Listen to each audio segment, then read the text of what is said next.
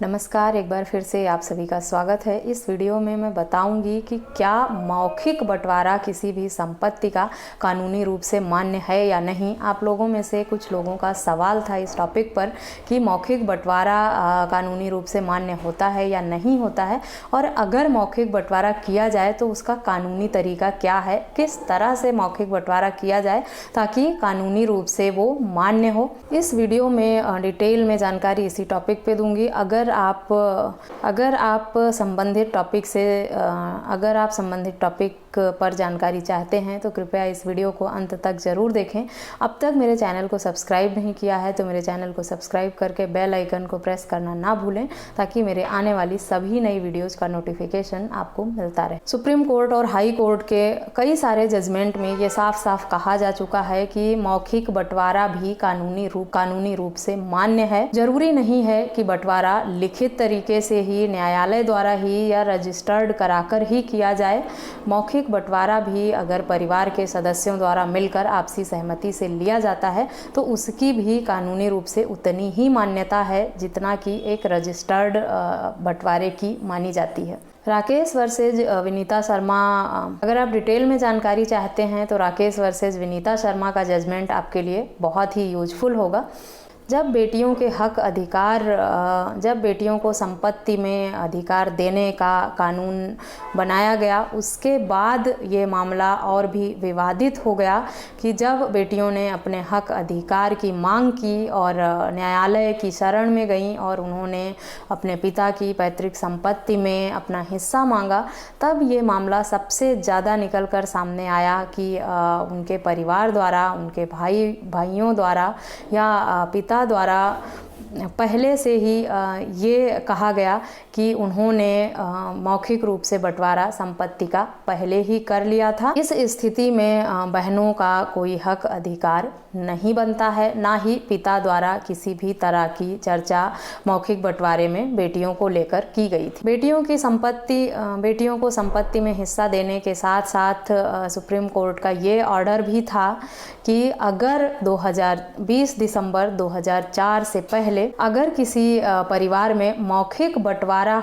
हो गया है तो इस स्थिति में बेटियां अपने हक अधिकार के लिए क्लेम नहीं कर सकती हैं, अपना हिस्सा नहीं मांग सकती हैं। इसी बात का फ़ायदा उठाकर लोगों ने अपने बचाव में मौखिक बंटवारे को अपना हथियार बनाया और बेटियों को हिस्सा देने से साफ मना कर दिया। 2003 में आया बेटियों की संपत्ति में हिस्से का जो अमेंडमेंट था, एक तरफ सुप्रीम कोर्ट द्वारा जहां बेटियों के हक में ये कहा गया कि वो अपने पिता की संपत्ति में हिस्सा ले सकती हैं, दूसरी तरफ ये भी कहा गया कि 20 दिसंबर 2004 से पहले अगर किसी परिवार का मौखिक बंटवारा होकर संपत्ति ट्रांसफ़र हो चुकी है तो इस तरह की संपत्ति में बेटियां क्लेम नहीं कर सकती हैं, अपने हिस्से की मांग नहीं कर सकती हैं। पार्टीशन चाहे लिखित हो या मौखिक हो, ये मैटर नहीं करता है। दोनों तरह के पार्टीशन की कानूनी रूप से समान मान्यता होगी, चाहे वो लिखित रूप से की गई है, रजिस्टर्ड की गई है या मौखिक तरीके से किया गया है। दोनों तरह के बंटवारे का कानून में समान रूप से मान्यता दी गई है। 2003 में आए इस जजमेंट के बाद जब बेटियों ने अपना हिस्सा और हक अधिकार पिता की संपत्ति में मांगना शुरू कर दिया, तब इस बात का फ़ायदा उनके परिवार वालों की तरफ से उठाया गया, भाइयों की तरफ से उठाया गया कि उनका मौखिक बंटवारा होकर संपत्ति पहले ही ट्रांसफ़र हो चुकी है, इसलिए बहनों का कोई अधिकार नहीं है कि वो उस संपत्ति में हिस्सा मांगे। जैसा कि सुप्रीम कोर्ट ने पहले ही कह दिया था कि अगर 2004 से पहले मौखिक बंटवारा होकर संपत्ति ट्रांसफ़र हो गई है तो बेटियां अपने हक अधिकार की मांग नहीं कर सकती हैं ऐसी संपत्ति में। सुप्रीम कोर्ट के कई जजमेंट में ये साफ साफ पहले ही कहा जा चुका है कि ओरल पार्टीशन को भी समान अधिकार दिया गया है और ओरल पार्टीशन को भी बढ़ावा दिया जाए ताकि परिवार में प्रेम और अंडरस्टैंडिंग बनी रहे। अब समस्या ये उत्पन्न होती है कि अगर मौखिक रूप से बंटवारा हो चुका है या नहीं हुआ है, इसे न्यायालय में साबित कैसे किया जाएगा।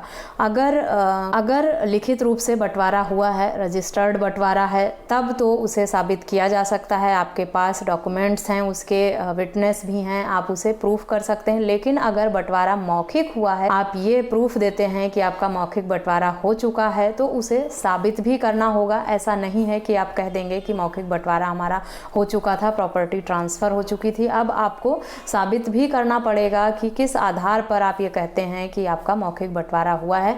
बिना किसी सबूत के मौखिक बंटवारा साबित करना पॉसिबल नहीं है। ऐसे में न्यायालय को यही लगता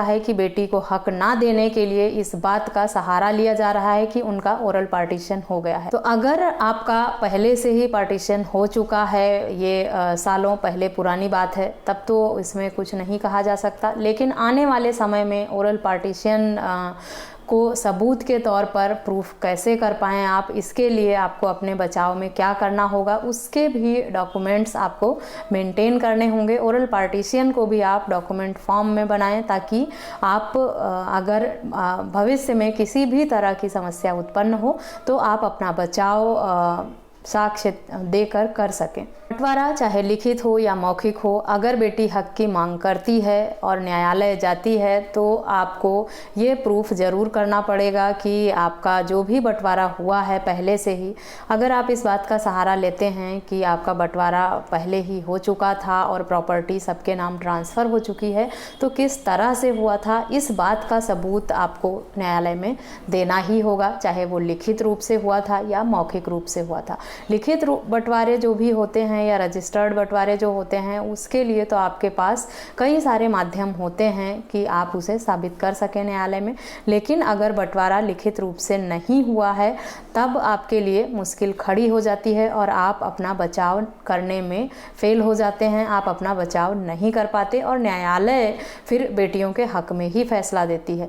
तो इस समस्या से बचने के लिए आपको जो भी ओरल बंटवारा है, जो भी मौखिक बंटवारा होगा, उसे भी डॉक्यूमेंटेशन के फॉर्म में तैयार करना होगा। मौखिक बंटवारे को डॉक्यूमेंट्स के फॉर्म में बनाएं। अब उसे रजिस्टर्ड कराने की ज़रूरत नहीं है, लेकिन एक डॉक्यूमेंट ज़रूर तैयार कराएं मौखिक बंटवारे का, ताकि आपको भविष्य में अगर किसी भी तरह की समस्या उत्पन्न हो तो आप अपने हक में ये साबित कर सकें, ये प्रूफ कर सकें कि आपको कि जो भी बंटवारा हुआ था वो किस तरह हुआ था और सहमति से हुआ था, कब हुआ था। इन सारी बातों का तथ्य आप डॉक्यूमेंट्स के फॉर्म में ही न्यायालय में प्रस्तुत कर सकते हैं, जिससे न्यायालय आपकी बात पे यकीन करेगा। लोगों में से कुछ लोगों का मैसेज आया था कि उनकी बेटियों ने प्रॉपर्टी में हिस्सा मांगा है, जबकि उनके पिता इस दुनिया में नहीं हैं, और भाई लोगों ने संपत्ति अपने नाम करा ली थी, जबकि मौखिक बंटवारा ही हुआ था। उनके पास किसी भी तरह का सबूत नहीं है, तो वो क्या करें, या भविष्य में आने वाले बच्चों के लिए कोई समस्याएं उत्पन्न ना हो, तो अगर हम मौखिक बंटवारा करें तो हमें किन किन बातों का ध्यान रखना होगा। इस वीडियो में मैंने इसी टॉपिक पर जानकारी दी है। आशा करती हूँ मेरे द्वारा दी गई जानकारी आपके लिए यूजफुल होगी। इसी तरह के किसी अन्य टॉपिक पर अगर आप जानकारी चाहते हैं तो मुझे ईमेल, व्हाट्सएप या कमेंट करके पूछ सकते हैं। आशा करती हूँ आपको ये बात समझ में आ गई होगी कि बंटवारा चाहे मौखिक हो या लिखित रूप से हो, रजिस्टर्ड रूप से हो, उसे डॉक्यूमेंट के फॉर्म में होना बहुत ही कंपलसरी है। रजिस्टर्ड बंटवारा जो भी है उसे तो आप प्रूफ कर सकते हैं, लेकिन अब ज़रूरत है कि आप मौखिक बंटवारे को भी डॉक्यूमेंट के फॉर्म में मेंटेन करें, ताकि भविष्य में अगर कोई समस्या उत्पन्न हो तो आप अपने बचाव में उसे न्यायालय में पेश कर सकें और अपने हक में फैसला पा सकें। इस वीडियो में दी गई जानकारी अगर आपको पसंद आई है तो मेरे चैनल को सब्सक्राइब करके बेल आइकन को प्रेस करना ना भूलें। संबंधित टॉपिक पर या किसी अन्य टॉपिक पर अगर और जानकारी चाहते हैं तो मुझे कमेंट या व्हाट्सएप करके पूछ सकते हैं। इस वीडियो में बस इतना ही।